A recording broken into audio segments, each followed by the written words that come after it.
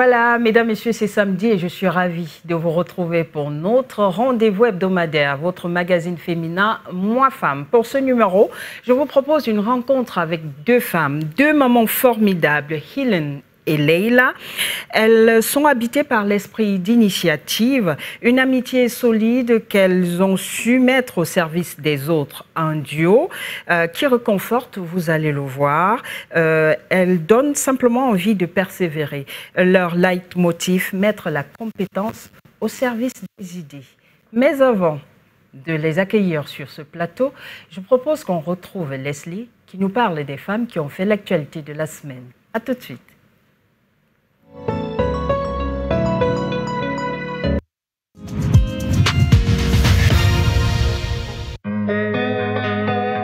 Hello Adrienne, hello to our fellow viewers. Welcome yet again to your weekly segment of F1 Lecture. Across the continent, women are stepping into places once close to them, leading movements, breaking barriers, and transforming their communities. In this edition of F1 Lecture, we bring you stories of bold African women from places you don't often hear about, but whose impact speaks volume.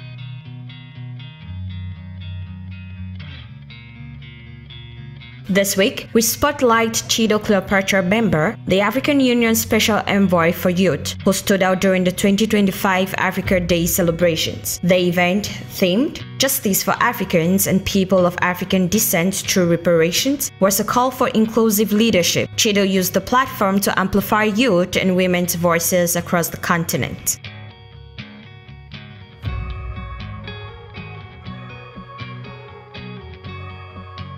We equally honor Koyo Kua, the brilliant Cameroonian curator who passed away on May 10, 2025. As executive director of Set Moka in South Africa, she dedicated her life to uplifting African art and amplifying Black voices on the global stage. Through her bold vision and leadership, she redefined how the world sees Africa's creative force. Her legacy continues to inspire a new generation of artists and curators. She was cremated on May 23rd according to her wishes. May her soul rest in peace.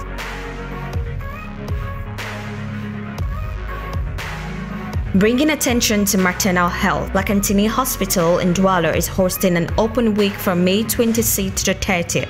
Their new gynecology obstetrics unit offers free consultations, childbirth preparatory classes, and educational talks to help expectant mothers prepare calmly for delivery. This initiative provides vital support to women during pregnancy and childbirth.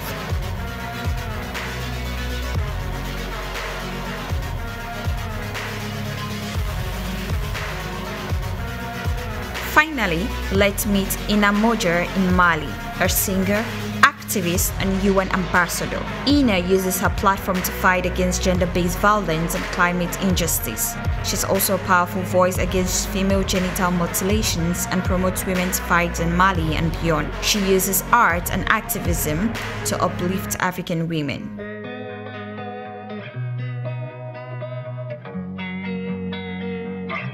These women may come from different corners of the continent, but their goals align: to uplift, to challenge, and to lead.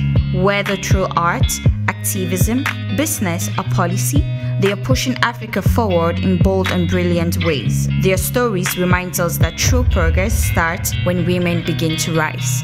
That was it for this segment of F1 Lecture. See you again next week, same time, same place, Akiba.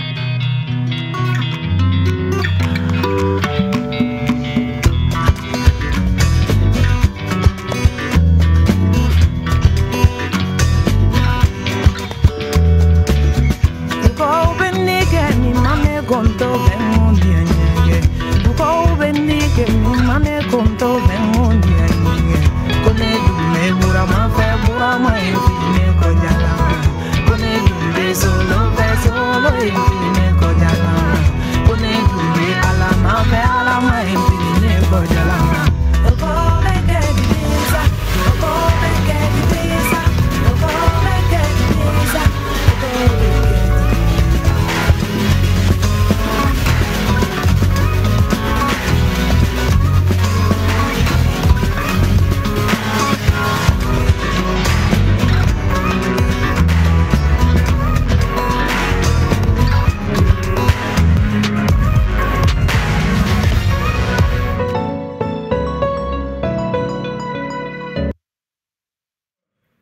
Akiba Leslie Frou, merci pour ce numéro de Elles font l'actu. Leila, Helen, à l'entame de cette émission, je vous parlais de ces deux femmes. C'est un duo à l'origine de Empower Network Africa. C'est l'histoire en réalité d'une amitié au service du bien-être d'autrui. Qui est Helen, qui est Leila? Une fois de plus, Leslie nous parle de ces deux moments formidables. A master of communication with over 15 years of sculpting voices, building brands, and breathing confidence into every message she touches. But Leila is more than her craft. She is warmth woven in elegance, strength folded in grace. Her advocacy for self-love and body confidence is not just a passion. It is her offering to a world that often asks women to shrink. And at the heart of it all, she is a mother to Ankara Christie, the joy of her life. A title she calls her greatest blessing, proof that creation doesn't always begin in the boardroom. Sometimes it begins in the heart. And on the other side of this coin, Helen Ari walks with a quiet command, the kind of strength that doesn't need to raise its voice to be heard. For 16 years, she has danced with numbers, strategy, and high-stakes negotiation in the world of corporate finance and energy economics. But behind the boardroom brilliance lies a nurturer of destinies. Through her NGO Bisong, she opens doors for vulnerable women, offering them not just shelter, but dignity, skill, and a fresh chance at life. Helen is a proud mother to a lovely 10-year-old daughter. And in her words, motherhood remains one of life's most sacred gifts, a daily lesson in love, legacy, and light. Together, these women built Empower Network Africa, a sanctuary where purpose-driven women gather to heal, grow, and rise. Through sacred circles like Breakfast with Sisters and heart-led school campaigns like Body Confidence, they are not just lifting women, they are rewriting what it means to be one. They are more than founders, they are fathers, they are mothers, they are daughters of Africa, walking in beauty anchored in grace. Leila, Helen, welcome to Moi Femme Platform. We are truly honored to have you here. Feel at home. Sisters, on sera toujours là pour toi.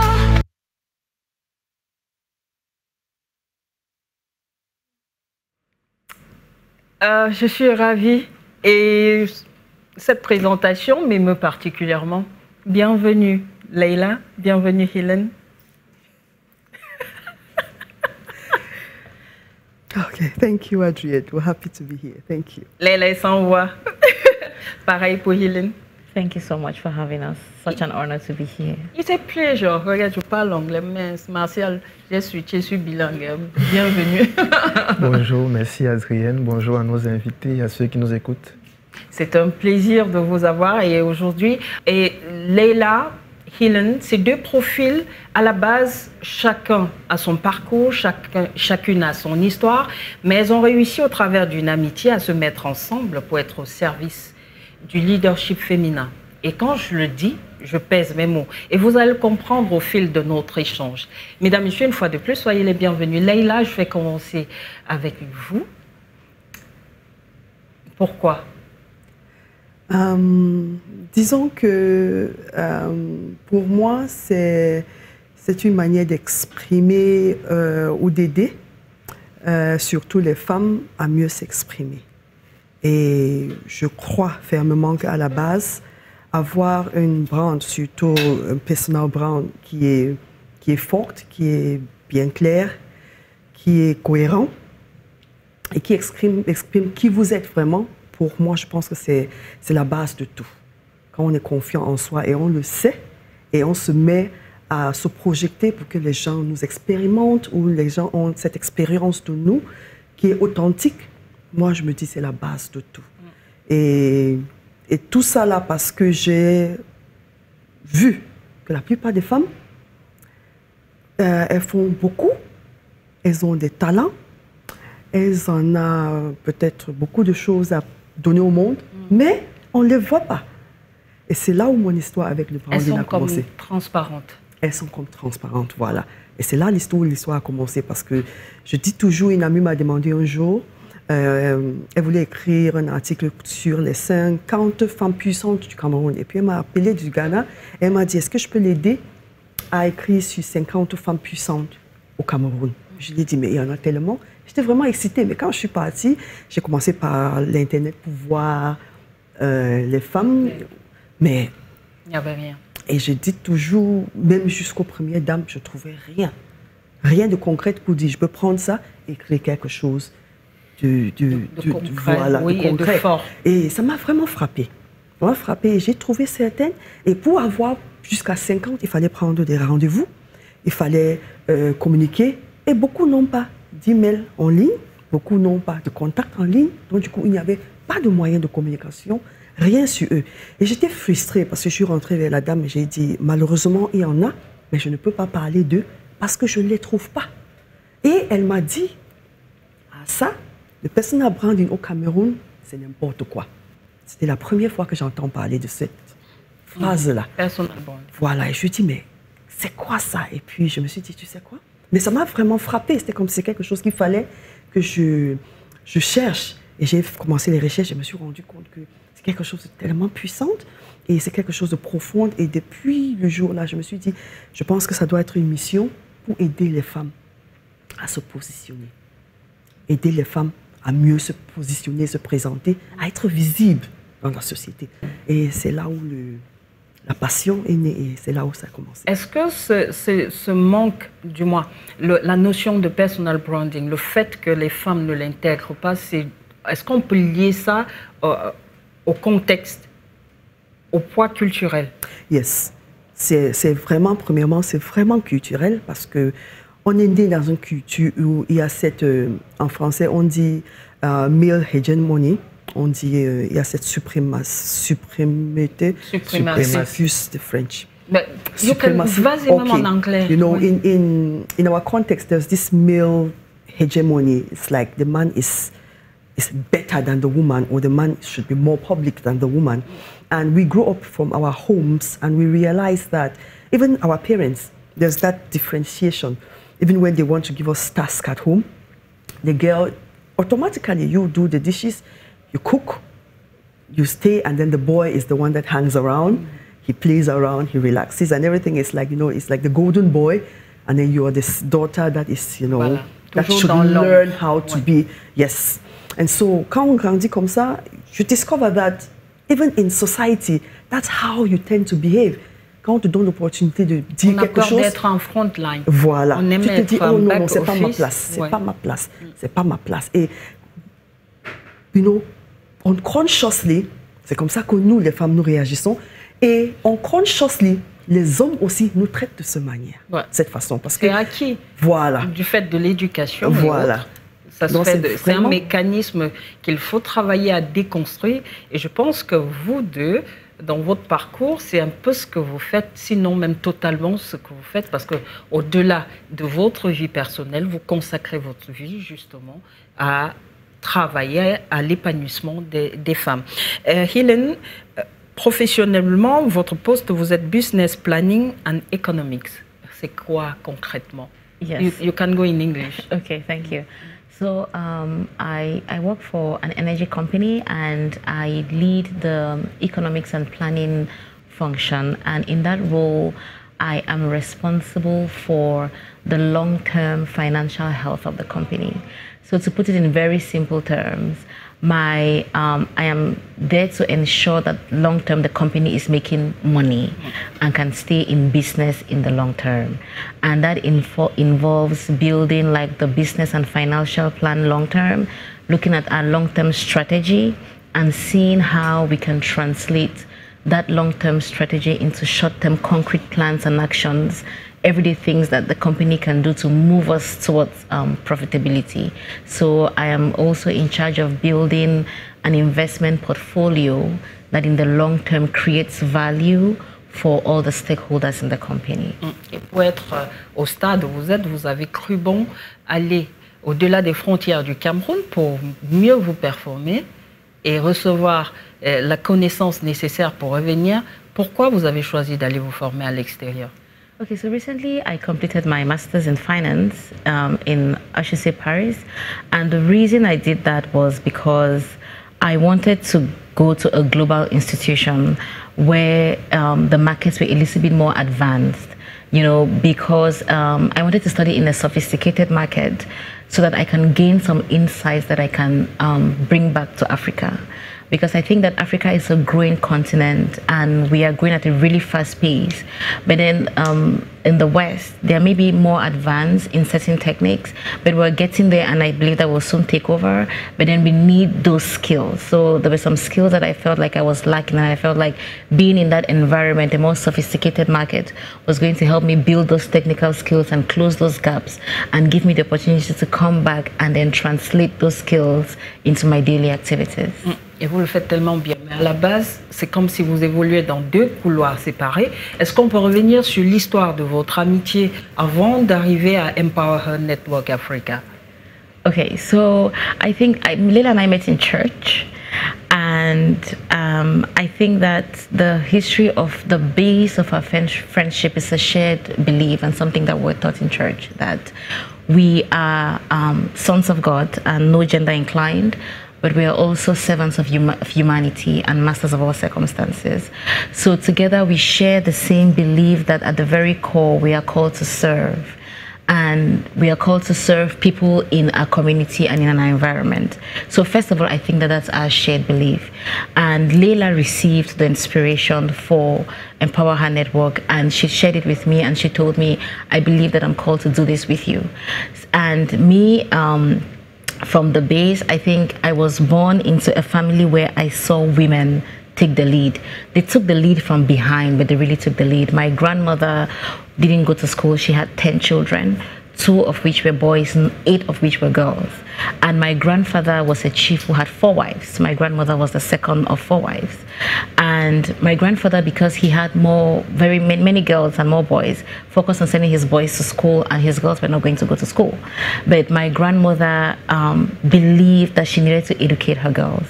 So she worked extremely hard, going to the farm, selling in the market, sent her girls to really, really good schools. My grandmother will walk barefoot. You know, even right up to she died in 2012, she wasn't used to wearing shoes, because right from when she was younger, she didn't have time to wear shoes or provide anything for herself because she needed to tend to her girls. And my aunt, my mom, and her sisters also raised us in the same way, to know that, you know, women are the heart of the family and also the heart of society. So I believe that my passion and my love for female empowerment was really organic. I just grew up seeing women take up spaces, even though from behind, but really just take up space and lead their families. So when Leila reached out to me and she said, you know what, I received this inspiration and I believe that I'm called to do this with you, I felt like, okay, it was also an answered prayer for something that my heart was longing for. And with that shared belief that we are called to serve humanity, it was an area where both of us believed that, okay, we could serve women, and we came together and built what is now known as Empower Her Network Africa. Leila? Yeah, I think Helen said it all. It's from that shared belief. And I remember when I reached out to Helen, we had I think we had a breakfast, something. We met somewhere, we sat and we were talking. And there were quite a number of people who were there. There were about 4 people or so. And we spoke about it, and everybody went. And later on, we went back, and nothing was happening. So one morning, I got up and I sent her a message, and I said, Helen, are we going to wait for everybody, or we do this? She said, you know what, let's do it. And I think in 2 weeks, we had our first event from that, and that's how it started. Martial, à les écouter, c'est l'histoire de 2 femmes que, normalement, oui, elles se rencontrent à l'église, mais lorsqu'on regarde les parcours, on a le sentiment que ce sont des parcours diamétralement opposés, même si elle, à travers le personal branding dont elle fait son cheval de bataille, elle travaille à l'épanouissement des femmes, même si elle, dans son domaine, on peut les fédérer en se disant que les deux se retrouvent dans cette persévérance, l'encouragement de l'autre. Mais à la base, c'est 2 amitiés qui ne sont pas dans une logique de compétition. C'est peut-être la clé de cette réussite, la réussite de cette amitié. Alors, grosso modo, ce qu'il faut dire déjà, c'est déjà féliciter ce qui est fait. Quand tu m'as envoyé la thématique, vraiment, ça fait blanc dans ma tête. C'est blanc. Donc, c'est quand je les écoute... même. C'est quand je les écoute que je vois à peu près ce qu'on appelle l'humanisme, l'humanité, se mettre ensemble pour l'autre. Ça peut faire espace, ça peut faire no sense. Mais on se rend compte que dans leur combat, elle milite pour quelque chose qui est perdu. Il y a quelque chose qu'elle a dit de très intéressant, le statut de la femme. C'est-à-dire que progressivement, et on est obligé de revenir à ça, de redéfinir le statut et le rôle de la femme. Nous avons grandi dans des sociétés patriarcales qui, à un moment donné, ont quand même flagellé la femme. Ou à un moment donné, on a flagellé l'humanité. Mais redéfinir le statut et le rôle de la femme, c'est repenser comment on éduque nos enfants. Mais en faisant attention à ne pas franchir certaines lignes. Parce que la femme a un statut naturel, un rôle naturel. Elle ne peut pas prétendre vouloir se comparer, se mettre au même niveau que l'homme et vice-versa. Mais redéfinir le statut de la femme, c'est mettre au service ce que Dieu a mis à la femme, que l'homme n'a pas, que l'homme n'aura jamais, même s'il fait 1000 ans. Mais c'est repenser l'éducation. Moi, je disais à votre collègue qui m'a interviewé pour un papier que l'école, telle qu'on enseigne aujourd'hui les enfants, nous enseigne la passivité. Donc, qu'on est là comme des robots, tchat, tchat, tchat, tchat. On ne nous enseigne pas le leadership. On ne nous enseigne pas à penser autrement, à penser pour l'autre, à faire les choses pour les autres. Vous voyez? Think humanity.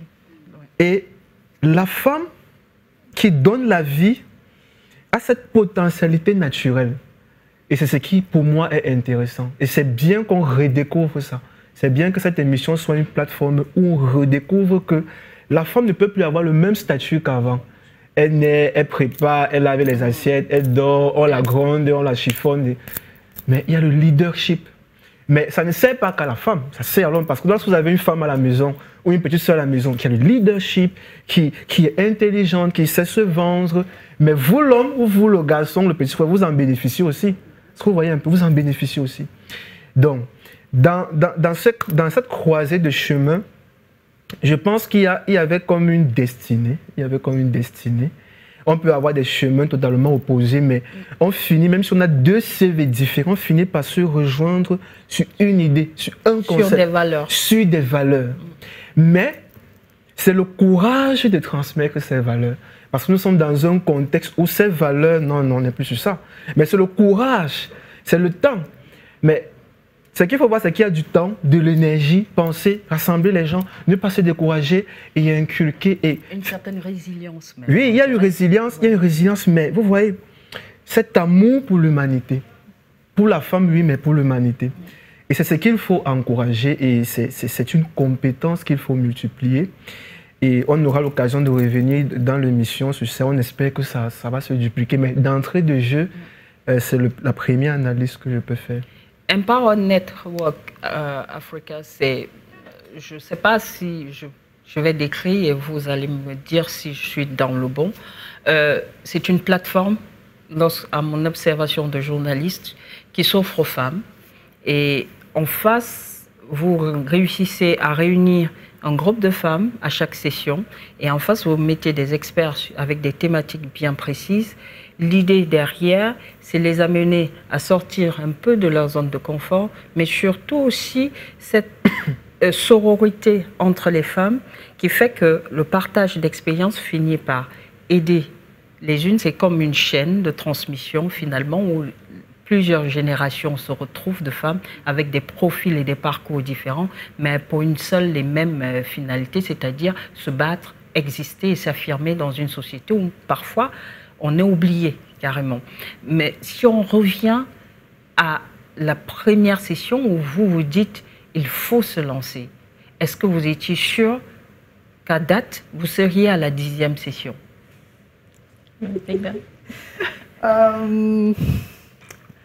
Disons que si on part du sens de foi, je dirais oui. Qu'il y avait cette clarté au-dedans qui dit it's something that you should do and you would succeed doing it. De base, il y avait ça. Mais maintenant, sur le terrain et C'est ce que ça demande. elle peut attester. Il y a les jours, même avant les événements, je lui dis, Hélène, I think we should cancel. C'est-à-dire, je l'envoie le message et je lui dis, I think we should cancel. Parce que the resistance externally, it can be tough. Et le premier, là, je me rappelle bien, on s'est dit, bon, lançons. On ne sait pas ce qui va se passer, mais lançons. Et avec une thématique, vision boarding, on s'est dit, mais d'abord, vous vivez même pourquoi? Il y a quoi devant vous? Pourquoi est-ce que vous vous réveillez le matin? Pourquoi? Donner un sens à sa vie. Voilà. Si on vous demande de décrire, donner une image de ce qui vous attend, ce que vous aspirez, il y a quoi devant vous? C'est vision boarding. Je pense que c'est quelque chose qu'on doit commencer avec. Et c'est ça qu'on a lancé. Et à ma grande surprise, parce que puisqu'elle est maman agent, elle me dit, on avait plus de 20 femmes. Avant même. About 15 to 20. Oui, 20, 15 femmes. Et je lui dis, mais comment? Qu'est-ce qui même les a inspirés à donner leur argent? Et on s'est dit, et on est parti. Et puis on a eu la première. Et vraiment, les dames là étaient... J'ai vu que les femmes là étaient vraiment contentes. Elles étaient contentes. Et pour moi, ça suffisait. Ça suffisait. Le fait qu'elles sont venues, il y a quelqu'un qui les a expliqué pourquoi il faut avoir cette table devant toi chaque jour pour voir les choses à laquelle vous aspirez. Et à base de cette table, commencer maintenant à faire les goal setting et tout ça, et les projets. J'ai vu comment elles étaient contentes. Et de cette première édition de Vision Board, il y a eu ces changements de vie et de ces témoignages. Moi-même, parfois, disons que parfois, je vis dans une bubble. C'est comme si ce n'est pas réel. Oui. C'est comme si ça ne se passe pas. Bon, c'est comme si je suis en train de regarder quelque chose qui se produit quelque part et je suis assis et je vois comment la vie des gens sont changées. Et moi, j'observe et je ris. Et vraiment, bon, toi, tu connais. Dans tous les cas, ayant assisté à 2 sessions, je suis... du moins, lorsqu'on arrive, on va se dire... Dans tous les cas, je suis journaliste, je connais tout. Mais la particularité... Bon, lorsque je dis session, les gens ne comprennent pas. En fait, Hélène et Leila construisent autour d'une thématique profonde, comme la dernière où vous avez parlé de la femme et le droit, comment j'utilise le droit pour me protéger et protéger mes biens. En arrivant, en tant que journaliste, on s'est dit, bon, femme et droit, ça s'entend, ça se comprend. Mais c'est lorsque vous commencez et vous vous dites, OK, au Cameroun, il existe des lois pour protéger les femmes. On dit tout, oui. Quand Hélène dit, est-ce que vous pouvez citer, c'est là où on se rend compte qu'en fait, on sait qu'il y a la loi, mais on ne la connaît pas. Et qu'en face, qu'on ait carrément une firme, une série d'avocats qui interagissent et qui répondent à toutes les questions de façon plus simple et parfois même qui va au-delà de ce qu'on peut percevoir. Et chaque femme vient un peu comme si on se dépouille. Et je pense que c'est quelque chose qui manque aux femmes. Et les femmes, pour évoluer, à un moment donné, lorsqu'on est face à l'adversité, il y a ces petits coins que vous proposez qui sont un peu comme des répits, des moments où on prend la pause. On met de côté la casquette de maman, de tante, de patronne, de ceci, et on se concentre sur soi-même. Et si on a songé à cette émission, c'est parce que le monde doit savoir ce que vous faites. Parce que vous êtes dans l'ombre, vous aimez bien, surtout Hélène, être dans l'ombre et ne pas... Mais le monde doit savoir l'importance de ces moments-là. 2 sessions, je suis au devant de la scène chaque jour, mais j'ai été extrêmement choquée par moi-même, par le ressenti, parce que ça vous prend des tripes et vous vous retrouvez à parler des choses que vous refoulez depuis des années. Chapeau bas, mesdames. Thank you. Je pense que c'est ton appel, Martial, parce que je crois qu'en tant qu'être humain, homme avec grand H, il faudrait être vraiment en confiance pour s'ouvrir. Oui, bien sûr, il faut. C'est la base pour se sentir confiant. Même quand lorsque vous allez rencontrer un médecin, vous le regardez. Si vous sentez qu'il a les cheveux comme moi, là, et que peut-être vous n'allez pas parler. Mais aussi, il faut que vous sentiez que la personne en face de vous expérimente la confiance ou véhicule la confiance. Mais que vous pouvez sentir que la personne en face de vous est un modèle. Et nous avons besoin d'un modèle. On ne peut pas évoluer sans modèle. Parce que ce qui est fait jusqu'ici, le système que nous avons n'est plus un modèle. Mais nous avons besoin d'un modèle et les modèles commencent par des individualités, par une histoire, par une rencontre. Et c'est lorsque les gens voient que vous êtes un modèle, ce que vous dites vous-même vous pouvez faire, ou même vous-même vous avez fait, c'est ça qui pousse au changement. Au dépassement. Au dépassement. C'est ça qui fait qu'on peut. Parce que vous avez une femme à la maison qui passe toutes ses journées à la maison. Si elle n'a pas le témoignage, si on ne lui a pas dit que, bon, est-ce que tu sais qu'il y en a... Bon, il y a aussi le fait d'avoir l'information. Vous voyez, c'est le fait d'avoir l'information. Tout le monde n'a pas l'information. On a besoin des modèles. On a besoin de que, ah, elle a fait, c'était comme ça, et je pars aussi, je fais. Vous voyez. Et c'est comme ça que progressivement, on change, on bouge un peu les lignes. On bouge les lignes. Et je leur ai dit, on doit repenser la manière d'éduquer. Vous voyez qu'aujourd'hui, on est obligé d'éduquer les gens comme ça, parce que dès la base, c'est la pure connerie. C'est que vous arrivez à l'adulte que vous pouvez apprendre d'autres. Être maman, ça s'apprend. Être une femme, on éduque une femme. Vous voyez un peu. Et c'est les initiatives comme ça qui font bouger les lignes, qui font qu'on retravaille nos pensées, nos croyances vis-à-vis de tout ce qu'on fait. Et quand ça passe par la femme, ça peut avoir un impact plus important. Parce que de nature, la femme se soucie des autres. L'homme est naturellement beaucoup plus égocentrique, narcissique. Il pense à sa bière, son argent, voilà. Mais la femme, vous voyez. Et voilà ce qu'on peut dire. Vous n'avez jamais pensé à évoluer seul. Vous pensez toujours dans une logique de qu'est-ce que je peux apporter à l'autre à travers Empower Network Africa. Comment est-ce que vous arrivez à trouver, je vais le dire de façon naturelle, toujours des thématiques qui intéressent et que lorsqu'on regarde, on dit « ça oui, je pense que j'ai besoin de ça ». Comment est-ce que vous faites? Vous faites accompagner? Okay, let me go and then I think Leila will add. I think that how we come up with the themes is we listen to the women and we try to listen to what women are going through. And we try to meet them at the point of their need. Like Leila said, the first session was on vision boarding. I think the second session was on planning. Because when you've done that vision board and you have the big picture of how you want your life to be, now what are the concrete steps that you can take in a short time, like in 3 months? And Leila is the specialist when it comes to short-term planning, and she held that session. And what are the concrete steps you can take within those 3 months to make sure that you're building the dreams that you want to achieve for yourself? And I think each session kind of informs the next session, because when you come to the sessions, you listen to the stories of the women. For example, at the planning session, I think we got stories of women, things that they were struggling with. And after that, we were like, you know what? We need to create another session on self-care. How do you really just take care of yourself, whether it has to do with sleep or your physical well-being or your sensuality as a woman or physical fitness as a woman? And then from there, we're like, okay, money is important. How do we teach women how to take care of their finances so that they're responsible with their finances? So I think that each session informs the next session. And what we try to do is really listen to the women during the session so that we know the kinds of things that they're going through. The session before the Women and the Law, which we just had, it was a session on emotional intelligence, where we talked about the mental health of women. And at that session, we're like, let somebody just come and say something about the law.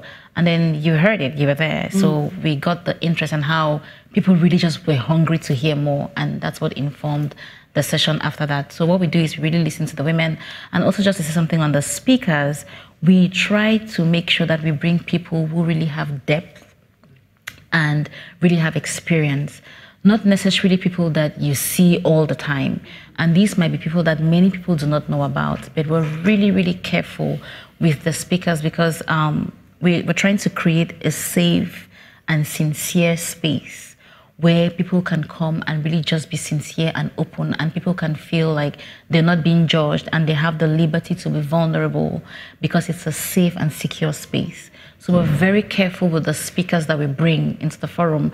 We do not necessarily bring you because you're popular and everybody's talking about you. We bring you because you have depth and there's a core message that you carry and that you can bring to the women. Yeah. And I think that's something that many people have asked us. Why don't you bring the speakers that everybody brings? And we're like, we have nothing against, you know, the speakers that everybody goes for. But when we look at our speakers, we want to, we try as much as possible to see the background and the authenticity of you as a person. Right. Because it's a person-to-person transmission. You can be a very good professional, but when it comes to your life as a woman, probably you have your struggles.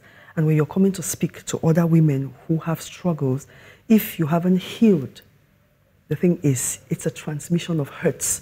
And we're trying to create a space for healing. So we really try to get women who have really gone the journey and can say for themselves that it's a journey I've gone on and I've healed. I mean, I can speak like somebody who was there yesterday and today it's different. So I just want to take these women on that journey as well so that we can, you know, work it together. And it has always been people that are not popular, but we can attest to their depths. Voilà. Pour avoir assisté, c'est tellement profond, c'est fort, et il y a cette espèce d'ambiance altruiste, aussi bien des participants que des experts, et ça fait qu'il y a d'office cette barrière là qui est brisée.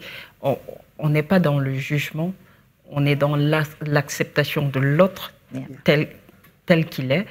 Et est-ce que ça fait combien d'années de cheminement avec 2019? Yes, October 2019 was the October first session. 2019 et on est à 2025. So October will make it 6 years. years. Wow. Yeah. Dans le rétro, lorsque vous regardez le rétroviseur, vous arrivez à croire que ça fait 6 ans que vous faites ça.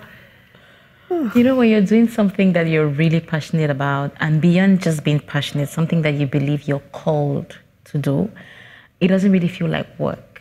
You know, I think we've had these conversations where we've told each other we really want to grow to the point, to a level where this is what we really want to be doing. Yeah. It doesn't feel like it's work. It's just, you know, and she was talking about how difficult it gets. It really gets difficult. Just like she's called me many times to say, let's cancel. The times when I've told her, you know what, we cannot do this, let's cancel. And that's also, I think that's also the beauty of collaborating from a position of purpose. Because you're like, even when it gets difficult, you still find a reason to push through. So it's 6 years, it's 10 editions, but it doesn't feel like it. It just feels like, you know, after every session, when we come back, it's almost like she said, like you're looking at something, you can't believe it. We look at the impact and everything, and it's just, it's difficult to explain it in words. It's so, it brings you so much satisfaction, some deep satisfaction that it's just not work. It's just like you're just doing something that you're called to do. So you're really just flowing in something that you're called to do. Est-ce que de la première session à aujourd'hui, vous avez des femmes qui reviennent? Parce qu'on a parfois le sentiment que toutes se connaissent. C'est juste un fait de hasard. Ou je peux me tromper, hein? Well, yes, we have women who have been with us from the very first session. Donc ça fait 6 ans qu'elles sont là. Yes, we have people who have attended every session. Yeah. Wow. Yeah, we do have that, and we're really, really grateful for that. Yeah. Si vous nous regardez à la maison et si d'aventure vous tombez sur un flyer qui vous parle d'une session Power Network Africa, ne vous fiez pas au fait que tous les flyers seront en langue anglaise. Venez et vous serez surpris. Parce que vous réussissez à briser la barrière de la langue et on peut s'exprimer. C'est un peu comme si vous avez ce slogan « Venez comme vous êtes ». Ne cherchez pas à réfléchir. Poussez la porte, entrez et laissez les choses se faire et profitez juste de l'instant. Chapeau. Chapeau. Et je suis certaine que vous deux, ici aujourd'hui, vous êtes étonnés. Je vous ai vu être happé dès le début par le portrait proposé par Leslie. Et vous étiez genre, est-ce qu'elle parle de nous? Who are they talking about? Who are they talking about? Come on. I think it's kind of hard, and that's something that many people don't really believe. That sometimes when you there is a statement that a woman I admire so much made in one of her books, Dr. Annie Smith. She says, when you set yourself ablaze with purpose, and she was talking about the purpose of God, the world will gather to watch you burn. You know, that purpose would attract the world to you, would attract people to you.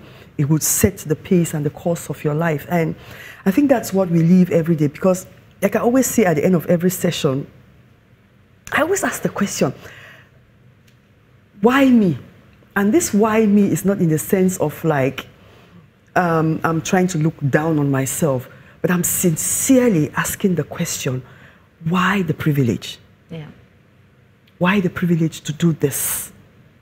It is really heavy, because when we go back home and we have the stories of the women we receive every time. And when I go back home, and when she goes back home, it's like the weight of the world just came upon us. It's literally like you just carried the weight of the world on you. And the question you ask yourself is, what do I do with this weight? What do I do with it? Am I able to steward it in a way that it can help that person move from one thing to another? Do I have the ability to do that? And you know, when you ask yourself such questions, it brings you to a place where you're really, really humbled, because you know it's not what you did. Yeah. It's not what we do or what we did. It's not. I can tell you sincerely, it is not.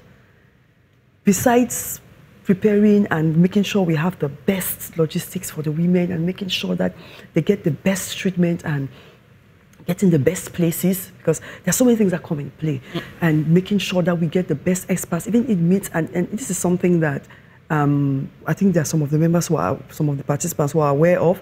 It means it costs us beyond our time, beyond our energy. It costs us a lot financially to do this. I mean, at personal levels, it costs. Mais c'est ce que j'allais vous dire, parce que non, soyons sincères. Je ne pense pas, honnêtement, que c'est ce que nous, modestement, on contribue pour participer à cette session qui vous permette de faire ce que vous faites. Avoir une session dans un hôtel UP de la place 4-5 étoiles, le temps d'une journée, ce que ça coûte. Et au-delà de ce qu'on gagne en expérience, avant de poursuivre cette émission, et je dois vous le dire officiellement en Mondiovision, j'adore vos bonbons et chocolats que vous distribuez. Donc, je passe les sessions à les ramasser. Bah, moi, j'avoue, hein, donc peut-être vous ne le savez pas, la dernière, je suis rentrée avec des bonbons qui ont fait la joie de mes filles. Et le parapluie, surtout que nous sommes en saison. Et en passant, j'avais pris 2 parapluies au lieu d'un seul. Chaque participant devait prendre un parapluie. Moi, j'avoue, j'en ai 2 à la maison avec Empower Her Network Africa, que ma première fille a d'ailleurs récupéré. Merci. Je reviens. C'est un clin d'œil nécessaire. Bon, maintenant, je veux parler de leadership, parce que lorsque je les entends, j'entends leadership. Parce que pour réussir à réunir des femmes et proposer des sessions de capacitation, je peux dire comme ça, parce que c'est un peu capaciter ces femmes-là au travers des thématiques, il faut avoir cette casquette de leader pour pouvoir le faire. Elle a dit tout à l'heure, Leïla, à chaque session, elle a le sentiment de repartir en portant le poids du monde. Parce que c'est un peu comme un travail d'un psychologue, à écouter, à absorber tout ce qui vient de l'autre de façon crue, parce que c'est sans filtre, en fait. Yeah. Est-ce qu'on a parfois, on entend toujours leader, leader, leader, est-ce qu'on a l'impression, ou bien est-ce qu'on a le temps de penser à ce que ça coûte à celui qui a la position de leader d'être justement leader? Non, je pense pas. Vous savez, c'est comme les patients. Hein. Quand ils viennent vous voir, pour lui, c'est que tout est OK pour vous. Donc, ils viennent là 100, 200 par jour, ils déchargent, ils chargent. Quand il part après 2, 3 fois, il est content parce qu'il est guéri. Mais il y a parfois 1 ou 2 personnes qui se demandent, vous faites souvent comment? Vous voyez, il y a toujours au moins 1 ou 2 personnes. Mais en général, quand les gens viennent dans leur cerveau, dans leur subconscient, c'est que bon, celui qui est devant moi, il connaît, il s'en sort, tout ce qu'il m'apprend, c'est déjà OK.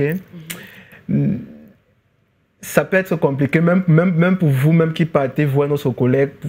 Mais il y a toujours 1 ou 2 personnes qui se demandent comment vous faites pour toujours rester bien, tranquille. Mais ce n'est pas le job des gens de se demander ça. Ce n'est pas leur job. Notre job, le job du leader, c'est de prendre soin de lui. Vous voyez, ce n'est pas le job de celui qui est en face de demander « What are you doing? How are you? » Non, c'est votre job de prendre soin de vous. Donc, ce n'est pas important qu'il se demande si mon job, c'est de prendre soin de moi. Est-ce que l'attitude de leader, on l'a naturellement ou c'est quelque chose qu'on finalement on peut acquérir comme un peu l'éducation? Ça, c'est une question pertinente parce que c'est une question qui a toujours fait débat. Il y en a qui estiment que le leadership est inné, ça veut dire qu'on est avec. Et il y en a qui pensent que ça peut s'apprendre. Moi, par exemple, Hélène, quand je vois le background, l'histoire de sa famille, elle l'a relié directement à sa grand-mère qu'elle a vu faire, elle a l'histoire de ses tantes, l'histoire de sa maman. C'est un peu comme, c'est dans les tripes, l'envie de faire, de passer le pas. Or, moi, je pense que c'est un peu des deux. Pour qu'on soit leader, il faut quand même avoir des prédispositions. Tout le monde ne peut pas être leader. Tout le monde ne peut pas être appelé à faire quelque chose, à se mettre sur les spotlights. J'aime le mot appelé. Voilà, c'est ça, c'est la vocation. Vous voyez. Mais lorsque vous avez les prédispositions, l'environnement vient comme dans l'éducation, ça vient, ça mûrit, ça éclore. C'est un peu comme un fruit. Quand vous plantez le haricot, le pamplemousse, il faut qu'il pleuve, il faut qu'il fasse soleil, vous voyez. Mais il y a d'abord cette prédisposition naturelle. Il y a l'appel. On est leader, on est orienté, ça peut être vers l'humain, ça peut être. Mais être leader, c'est inné parce que c'est une charge. C'est une charge. Finalement, être leader, on ne compte pas ses heures. Oui, c'est un peu le don de soi. Exactement. La personne qui n'a pas la capacité d'être leader, ça va peser. Ça va peser. Parce que vous allez vous dépenser en énergie, vous n'allez pas dormir, vous n'allez pas manger. Mais pour vous, c'est rien, ça ne fait pas mal. Mais pour une autre personne qui n'a pas ça, ça va faire mal, mais s'asseoir, ne pas dormir, dépenser beaucoup d'argent pour des gens comme ça. Vous voyez, il y a une prédisposition, mais il y a parfois un appel. Il y a un appel, il y a la vocation pour être leader. Surtout quand on doit conduire les gens, quand on va s'adresser aux gens, on va aider les gens. Il y a un appel qui fait que le leader est fabriqué différemment. Il est conçu différemment. Il est conçu à supporter. Il est conçu pour penser pour les autres. Je vais poser la question autrement. Je ne vais pas faire appel aux psychologues, mais je pose la question à Hélène et à Leila. Vous avez parlé de ce que vous faites comme un ressenti profond qui ne dépend pas forcément de vous. C'était comme un appel, vous sentez intérieurement qu'il fallait le faire. Est-ce que je peux imaginer ou bien penser que ce leadership, parce que vous travaillez à asseoir le leadership féminin, mais en même temps, vous êtes leader dans ce que vous faites. Parce que si vous n'êtes pas là pour driver, Empower Network Africa, c'est mort. Est-ce que c'est votre foi finalement qui guide tout ce que vous faites? La foi en Dieu. Parce que c'est aussi l'élément fondamental, le lien, le nœud entre vous deux. Yes, I will say yes, absolutely. I will say absolutely. Because like I said in the beginning, the base of everything that we do is from the fact that God called us to serve humanity. And we believe that this is the area in which we've been called to serve humanity. We also do other things, like she's the expert in branding, I work in finance, I'm also called to serve there, but this is the common area where we've been called to serve.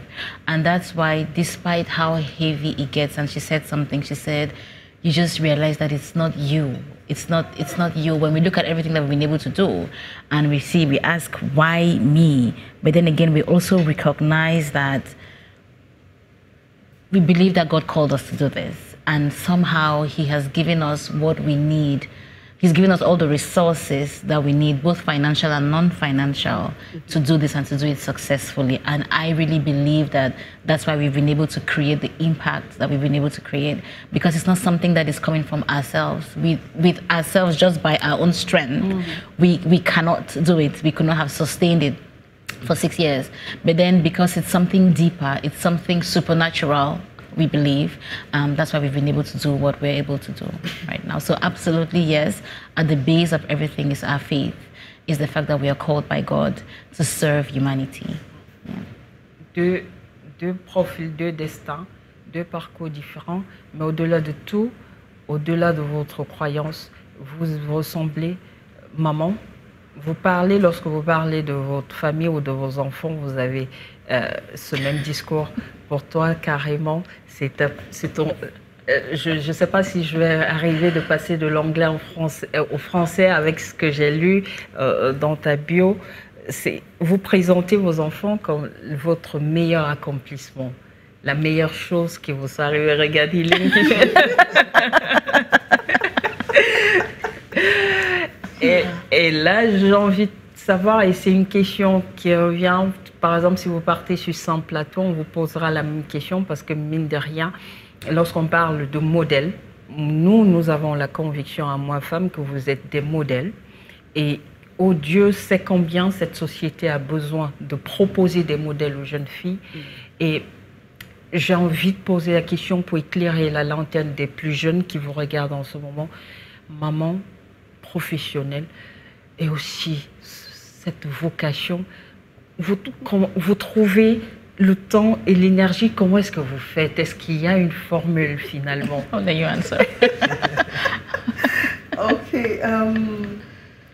disons que c'est une école. Donc ce n'est pas, en anglais on dit it's not cast in stone, ce n'est pas one size shoe fits all. Chacun a son expérience, but for my experience, honestly, career, motherhood, and what I'm doing, it finds a very beautiful blend. It does. It finds a beautiful blend because I know we didn't talk about this, but besides everything I do in the domain of branding and Empower Her Network, I equally work full-time as a digital communication specialist for an NGO, an international NGO. And I have the privilege to work from home. So it gives me the time to spend with my daughter, who is 3 now, and to just see her grow and to just experience every second of her life, which sometimes it drives me crazy. But I think it's a beautiful blend. I get to work, I get to be a mother, I get to be a wife in my home. Et j'ai regardé sur vos réseaux sociaux, Leila, vous avez parlé de la première fois de votre fille à la crèche, vos appréhensions. Et là, j'ai dit, ça, c'est la maladie de toutes les mamans, où vous étiez stressée et finalement, tout s'est bien passé. Très bien. So it's a beautiful blend, and I am grateful for that. And that's why I really agree with Helen that it's a call. And you know, when God calls you to do or to be something, He just prepares the platform for you. Because when I had my daughter, and she's really a gift in every sense. When I had her, there was this struggle of working business and doing business, and then taking care of her, and then my home and all of that. And so I told myself I needed something that would give me space to be with her. And from nowhere, somebody just told me, hey, Big Sis, I saw this and it looks like you. And she sent it to me and she said, please apply. And I was like, I don't work for people anymore. She's like, no, Big Sis. The moment I saw it, I saw you. And I was like, goodness. She tormented me. 10 p.m. she was on my phone. I submitted the application at 11 p.m. She called me. I said, I don't have a CV. She says, you lie, you have. I said, I don't apply for jobs anymore. She says, you have. That girl pushed me till 11 p.m. And when I submitted, I had to send her a screenshot to confirm. À ce I point. submitted, Ouais. yes. And to my biggest surprise, a job that covers Africa. Like the next day or so, I got an email. I was like, How? and the interview process for, if you know all these NGOs and this international, long process on everything. And that's what, when God calls you, He equips you. Yeah. That's all I can say. He just makes everything fall in place for you. Yeah. Healing. Okay. So, if I can add, so I don't have the privilege of working from home. I don't have the liberty of working from home. And I have an adorable little girl. We're 11 now. And it's not easy. If I were to be honest, it's not easy. It's not easy juggling too many things at the same time. You know, you have to work full time.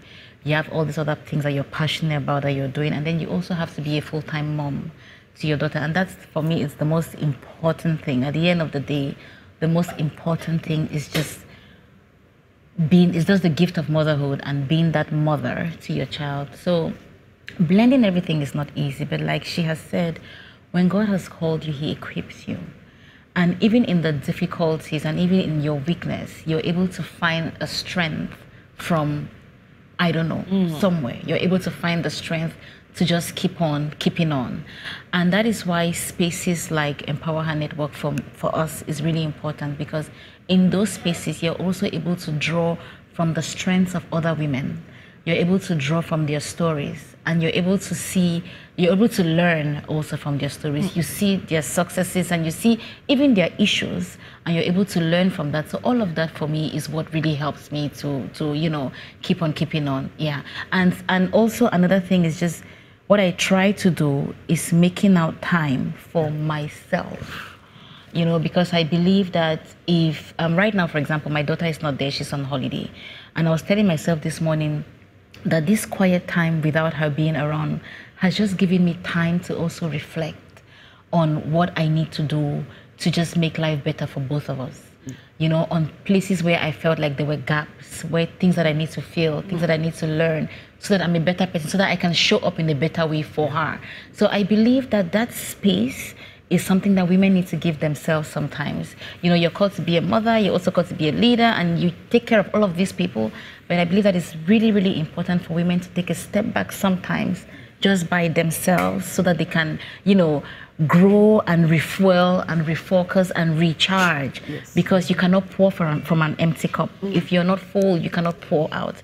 So I believe that also taking out time by yourself to just recharge is important, so that you can be fully present for your family and for everybody else. Yeah. Merci Hélène. Oui, c'est exactement ça. Prendre du temps pour soi-même. Comme elle a dit, elle a utilisé un mot, c'est carburer. Il faut recharger les batteries. Sinon, vous... parce qu'on est leader, on donne la vie, mais il ne faut pas en retour se tuer. Il ne faut pas se tuer. Se flageller. Il ne faut pas se flageller. On donne la vie, mais il y a une ligne, il y a une limite, il ne faut pas franchir. Et lorsqu'on est fatigué, il faut prendre le temps pour recharger. Et comment je me relance? Vous voyez, parce que les gens nous prennent beaucoup d'énergie. Parfois, ils ne savent pas, mais ils nous prennent beaucoup d'énergie. Et c'est normal. Mais comme elle a dit, lorsque vous êtes appelé, il y a des prédispositions. Tout est mis en place. Le cadre se met tout seul. Tout seul. Et ça fait que et les cases s'imbriquent. Oui, ça fait que vous ne faites pas trop d'efforts, Vous avez tout ce qu'il faut, quand il faut, au moment où il faut. Vous n'avez pas fort d'être devant les situations. Moi, il m'arrive d'avoir un patient qui me parle pendant 2 heures, je ne sais pas quoi lui dire. Mais lui, il attend que vous dites quelque chose. Il est venu vous voir. Qu'est-ce que tu me dis? Et c'est parfois après 2 heures, 1 minute que... Est-ce que si je dis, par exemple, que à regarder votre parcours et votre histoire, on peut avoir beaucoup d'appelés et peu d'élus? C'est pas extrême.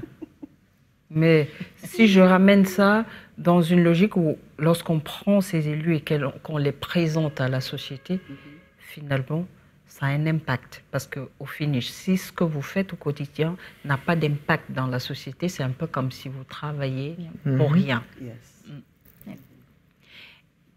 Là, je vais sortir un peu du cadre de ce que vous faites et vous amener à vous projeter ou bien jeter un regard sur la société.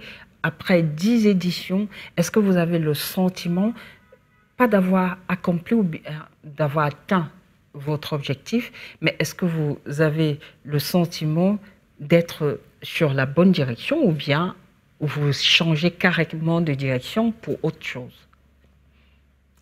Okay, I think 10 editions later, quand on regarde, what we'll say is that Cameroon, and I'm just speaking in the context of Cameroon and our editions and people have, I was telling Helen, I consider this like preparation ground. Yeah. For that. It's just like preparation. It's like we're being prepared for a journey. Right. And it was like, it's just like somebody would say Cameroon is a prototype nation. Cameroon are two. Africa are two. So if you can survive in Cameroon, then you can survive everywhere. Yeah. So it's like we were on that prototype journey where we have different species of women, different aspects, different issues, different backgrounds and everything coming together. And in that mix, we're able to experience women from different angles and see how people respond to situations and how situations affect people. And then from there, we're able to sit and say, okay, what next? And we realized that the calling is bigger and frightful. But we believe that, like somebody always says, that God is always ready. You just need to get yourself aligned. Because when we look at the issues that women face, and we're looking at the realities of women in Cameroon right now, because that's the context we've explored to an extent, from the legal issues to the mental health issues to the financial issues to, oh my goodness, motherhood to marriage to, from all of these situations, you see that there is a need for change at a much more higher and deeper level.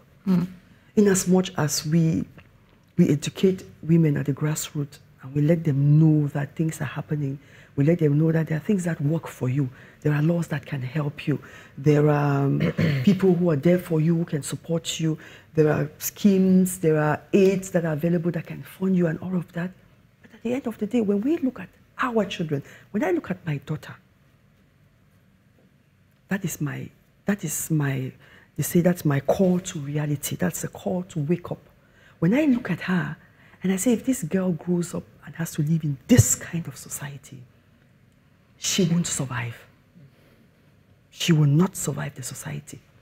Because we can survive, and we survived because we came from parents who had resilience, parents who lived in a time that was much more better, and they brought us up at that time when things were a little bit better, where your parents could really tell you at home what to do.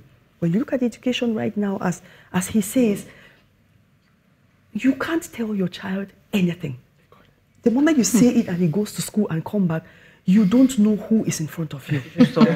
Et même lorsqu'il n'a pas d'interlocuteur, il y a Internet, l'environnement qui s'en charge.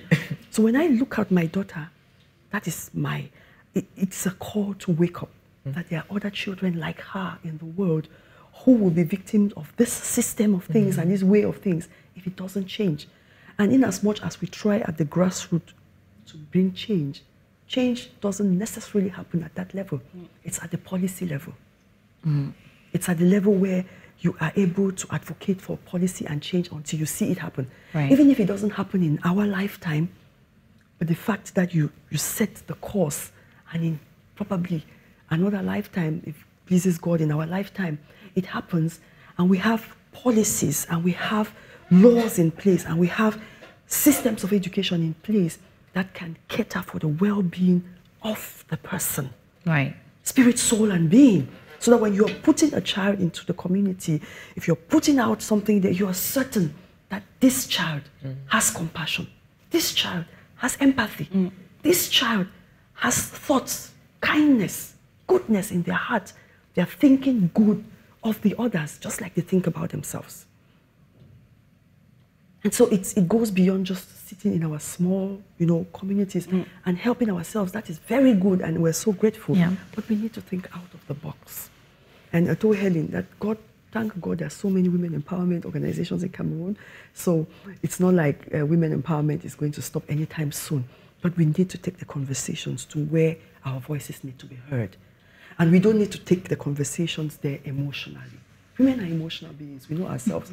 But we need to be able to understand the way the systems operate, to understand how to advocate, to understand how to be an activist, and in a true sense, and in a decent and in a correct way, where you can stand for a cause and see it happen. Si on veut arriver à cet autre palier, j'imagine que vous mesurez ce que ça coûte aussi comme implication. That's why. Si déjà à ce moment vous êtes dans le don de vous, vous serez doublement sollicité pour porter ces causes-là. Et Dieu sait combien de causes il y en a pour faire bouger les politiques publiques et faire changer véritablement les choses de façon profonde. Par exemple, lors de la dernière session, j'ai dit merci à la firme que vous avez, on peut nommer Dayspring Law Firm. Voilà, merci à ces avocats-là qui ont bien expliqué. Et malheureusement, en tant que femme, on sait qu'il y a une loi qui protège l'homme, mais de façon particulière et de façon pointue. La femme, la loi doit être encore revue, du moins certains aspects, pour vraiment conférer cette protection-là et que la femme puisse véritablement avoir accès à la justice. Et c'est en assistant à votre session que moi, en tant que journaliste, j'ai fini par réaliser, à percuter le chemin qu'il y a encore à faire pour asseoir les droits des femmes, si on ne prend que la sphère du Cameroun. Donc, si vous dites que you need to think beyond the box. Out of the box. OK. Yes. On sera là pour vous accompagner et suivre ce mouvement. Et l'idée, en vous ramenant ici, c'était justement, pour une fois, parce que autant vous faites ce que vous faites je vais dire, vous faites sans calculer, en fait. Mais dites-vous que de l'extérieur, il y a des personnes qui vous observent et qui se disent, mais ces deux jeunes femmes qui, mine de rien, toujours dans leur modestie, le monde a besoin de savoir. La jeunesse camerounaise a besoin de savoir que Leila et Helen existent. Parce que Leila, c'est un background. Si elle se met à te parler de personal brand, on va passer toute la journée. Et si Helen te parle de finance et de business planning, il faut prendre de bic et se mettre à écrire. Alors pourquoi est-ce que c'est juste nous qui devons profiter de vous? Le monde doit pouvoir profiter de vous et le monde doit pouvoir être au courant de ce que vous avez à donner. C'est pour ça que moi, femme, partout où une femme se trouvera et travaillera à faire bouger les lignes pour asseoir le leadership féminin, on vous déroulera le tapis rouge. Ça, soyez-en certaines. Et je tiens à dire merci pour ce que vous faites au quotidien. Je sais que ce n'est pas évident. Parce que, comme on l'a dit, prendre le temps pour soi-même, c'est le temps aussi de se rappeler qu'on a ses propres problèmes personnels, mais arriver à les dépasser pour se mettre au service de l'autre, ça requiert une certaine humilité, Martial. Bien sûr. Et lorsqu'on est appelé, ça peut peut-être se faire plus facilement, mais ça demande de l'humilité. Et parfois, l'humilité manque à beaucoup de leaders. On pense qu'être leader, c'est ça. Mais être leader, c'est ça, mais ça en même temps être très petit. Lorsqu'on se met au service des gens, on est à leur service. On n'est pas... Et ils sont là. Vous voyez? Et l'humanité, c'est ça. L'humain, c'est ça. Et je pense qu'on doit transmettre. C'est là quelque chose d'important. Nous avons des enfants aujourd'hui. C'est à eux qu'on doit transmettre ça. Parce que c'est eux qui feront le Cameroun de demain. Et c'est dès maintenant qu'ils doivent apprendre ça. Et moi, j'aime à penser que même quand une femme est enceinte, elle doit transmettre ça à son bébé dans le ventre. Quand l'enfant naît, il naît avec ça. Et quand il va grandir, ça se développe. Parce que nous, on est déjà en train de partir.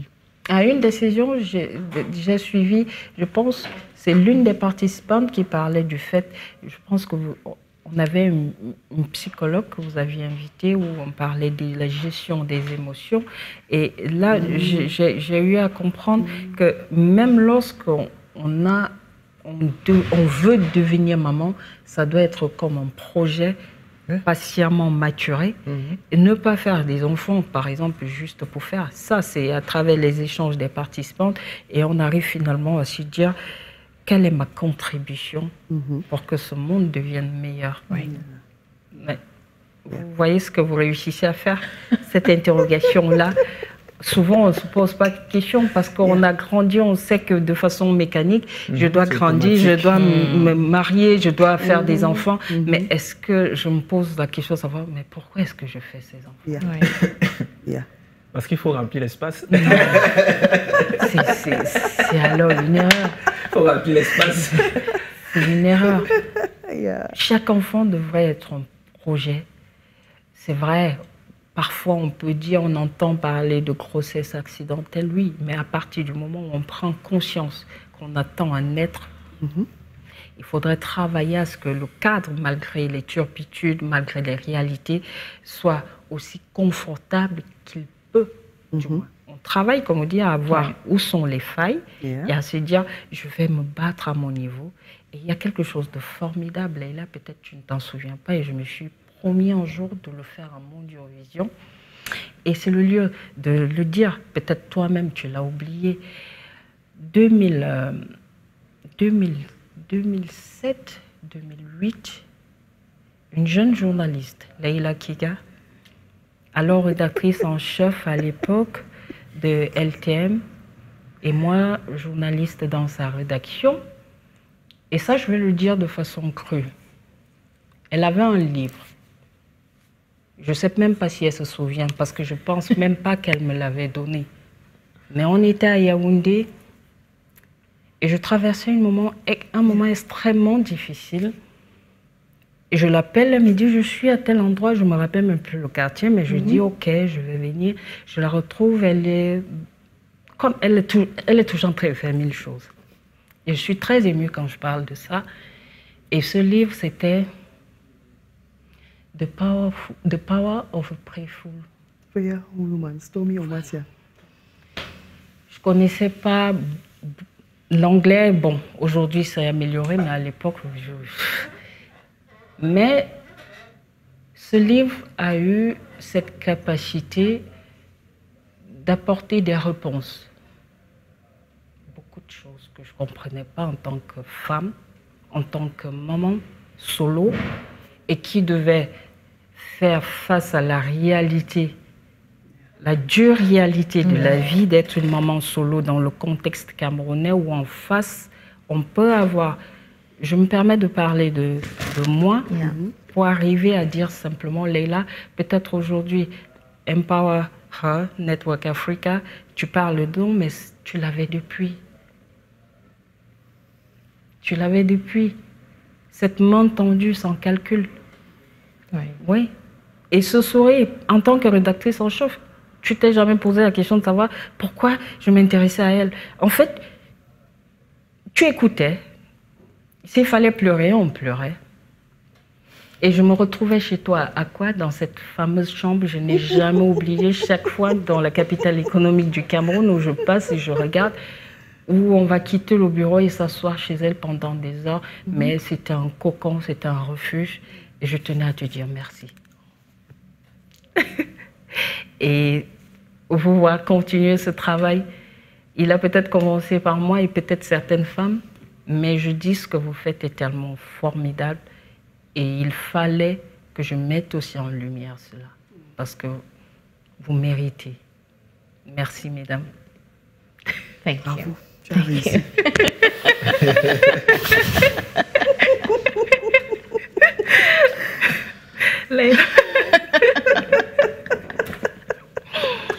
Ouais, il le fallait.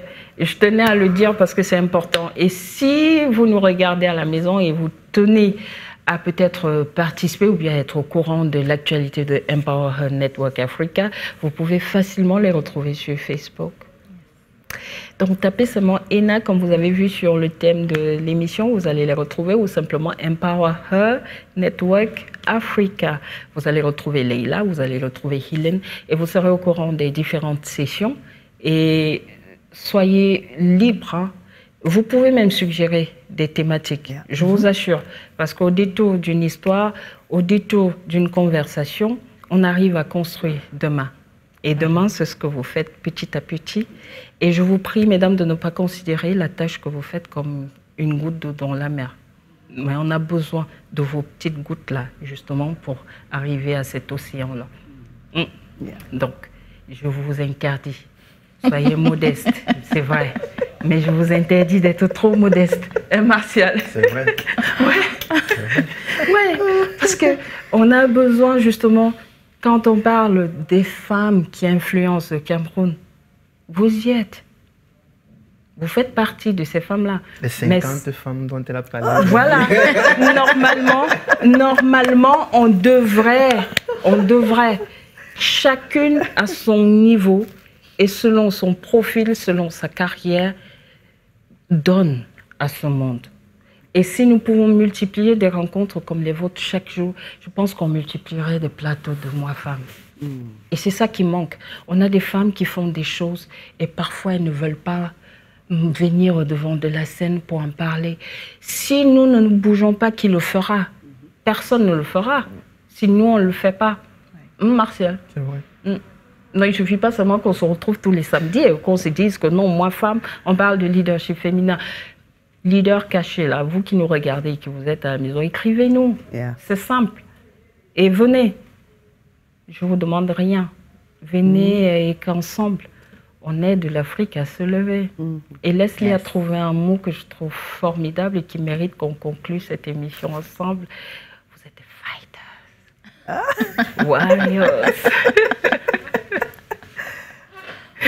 Et j'aime la classe que vous avez. Vous revendiquez votre africanité en étant toujours très... Martial. Hélène, thank you. Thank you so much. Thank you. It's an honor. Thank you. Finalement, c'était si simple. C'était simple.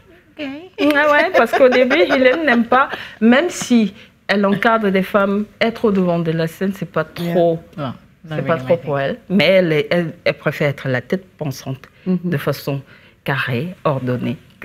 Oui, mais c'est aussi ça. On doit connaître qu'il existe. Leïla, toi, tu es habituée. Ah, oui. Ouais. Donc, c'est naturel, c'est normal. Je garde jalousement ma rédactrice en chef et merci pour cette époque-là. À tes côtés, j'ai appris à exister avec ce que je suis. Merci, Leïla. Martial? Merci pour la thématique, merci pour l'opportunité que j'ai eue d'apprendre auprès de ces femmes. C'est chaque fois intéressant, c'est chaque fois une expérience. Même nous, en tant que professionnels, en tant qu'experts, on apprend. On apprend de ce que les femmes font, en l'occurrence. Et merci, et je pense que la prochaine thématique ira dans ce sens. Et ce qu'on fait impacte, parce qu'il y a des personnes qui m'écrivent, il y a des étudiants qui m'écrivent, ça impacte. Et je pense que petit à petit, même si c'est dans 20 ans, 25 ans, ça aura son pesant d'or et on fera ce qu'on peut et les autres viendront et continueront. Continuer, oui. On fait ce qu'on a à faire et ce qui est bien, c'est que c'est carrément un réseau parce que après l'émission, échange de contacts, Martial est psychologue et on ne sait jamais. Donc à des sessions, c'est important aussi d'avoir des interlocuteurs en face et je suis ravie. Non pas parce que je suis au moto, mais d'être aussi à côté et de contribuer à ma petite échelle à ce que les choses avancent. Nous sommes tous ensemble et je sais que vous qui nous regardez à la maison, vous ne sortez jamais d'une émission comme vous avez commencé. Et je sais qu'à travers l'histoire de Leïla et de Hélène, l'histoire qui se cache derrière Empower Network Africa, vous avez appris énormément et nous vous souhaitons bon vent. Vous avez décidé de vous projeter, de voir plus grand. Nous sommes là et on verra grand ensemble. Thank you. Merci. Martial, tu conclus? Non, vas-y. Ok, mesdames, messieurs, simplement, Akiba.